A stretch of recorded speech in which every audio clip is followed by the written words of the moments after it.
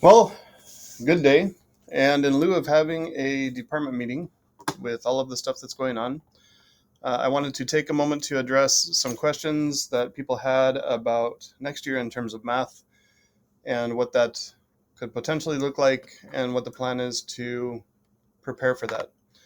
So, a little bit of a history lesson in terms of this year. The adoption committee got together and reviewed all of these different curriculum. The one that we ended up going with after all is Envision Common Core Math. And the committee felt that that was the best decision. So let's hope that it works well for us. Additionally, we looked at online resources and compared tons, I don't know how many, 42 different aspects of the online resources. In our comparison, Alex was the only one that earned a perfect score. So, as I mentioned, Alex is the only one that earned a perfect score by a gigantic margin. Nothing could even touch it. And I'm a huge fan of Alex myself. It does do far more than what we have used it for at the public school to this point because of the nature of what we've been using it for. And was really hoping that we would have Alex as part of our curriculum adoption moving forward. We did not get Alex as part of our curriculum adoption moving forward, but instead got a program that is not on this list because it had not been reviewed called MathXL. Incidentally, MathXL is the program that is already paired with Envisions, which is the curriculum we adopted. The good news is that when I did a head-to-head comparison of Alex and MathXL, there is nothing that Alex would do that I could not get MathXL to do. And in fact, there were actually some quality of life improvements with MathXL that were actually a little bit better than Alex. And so my honest assessment of where we're at this point is the curriculum adoption committee adopted the best materials, and those materials come with a electronic component that is on par and in some ways better than Alex. So we have we're in a position where we have the things that we need to be able to help our students be successful next year. That being said, putting this into action, what this will look like for us going forward is our current materials are going nowhere. Let me repeat that.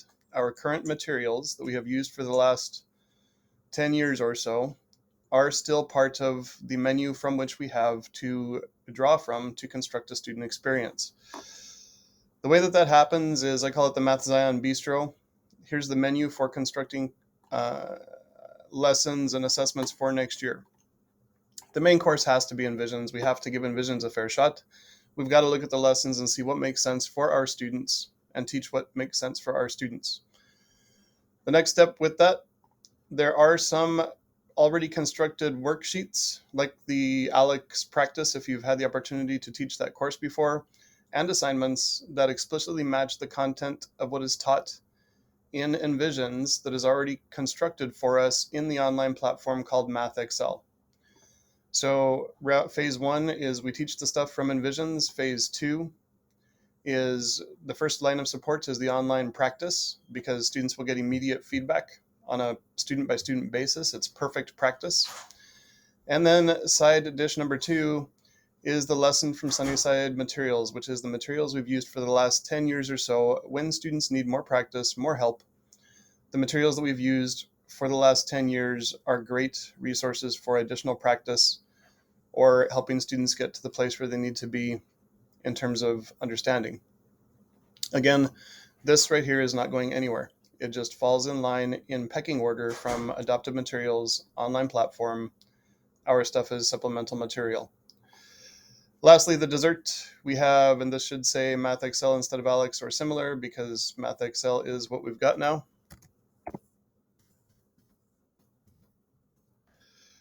The ideal for me is that we're able to do assessment without the work of grading.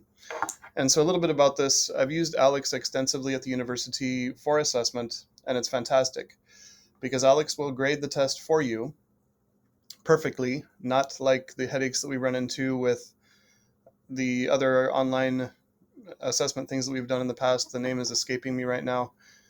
Edulastic, I think it is, but Alex does a perfect job grading, and so does MathXL. And once a student's grade is in there, my practice is to have students write their work down, submit their written work to me, and then I only look at the problems that the computer counted as wrong. So I can assign partial credit or realize that they just made a typo and assign full credit, whatever that happens to be. But for us, this should be a gigantic time saver if we move to all digital assessments, because there's very little grading to do after the computer does it for you. So that's kind of what the lesson planning process will look like for us next year. Again, the main course is lessons from the adopted materials, then support from the online platform, then supplementation from our current materials, then lastly, in my mind anyway, assessments from the online platform. Moving on, I put together a comparison of what our current pacing guide looks like. So this, in case you haven't seen it in a while, is our current pacing guide for 6th grade, 7th grade, and 8th grade. I'll be sharing this with you also.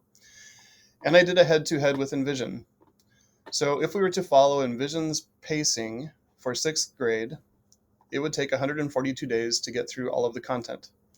Our current materials take 170 days to get through all the content. That means that we have some wiggle room with the Envision stuff to go beyond what their recommendation is, which is 2 days per lesson. And so this first year might be a little bit clunky. We'll refine it and get better as time goes on. But in the event that we say, hey, this discrepancy of 14 days here is way too much, our students need way more time on number system, we can sort of budget, knowing that we've used 170 in the past, and intentionally use those 28 days throughout the school year where it makes sense to do so. Similarly, for 7th grade, Envisions gets the job done allegedly in 134 days. Our current pacing is 168, so we would have 34 days to supplement throughout this progression here.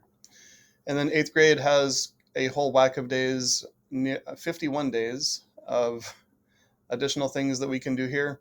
And again, you've got a head-to-head of where we've spent our time and where Envisions has things. And so going back, let's say that we say, hey, these 20 days are not enough, we need to get closer to the 40.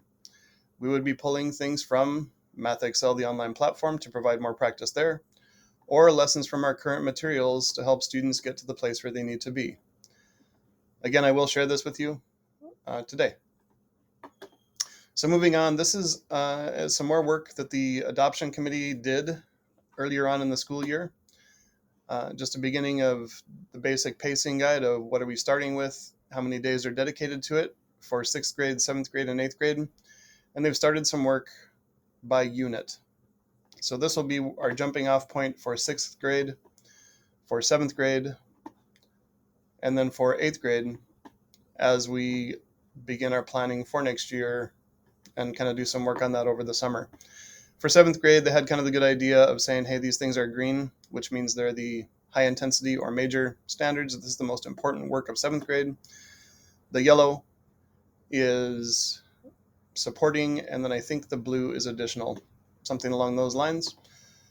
But this work has been started and will be sort of the foundation for where we go from here, probably in August, if not in June. If you're a person that wants to get together with your PLC and do some of this work in June or July, I would say that you will probably have support to do so and be funded for the time to do that. Reach out to myself and Mr. Rice to inquire about that.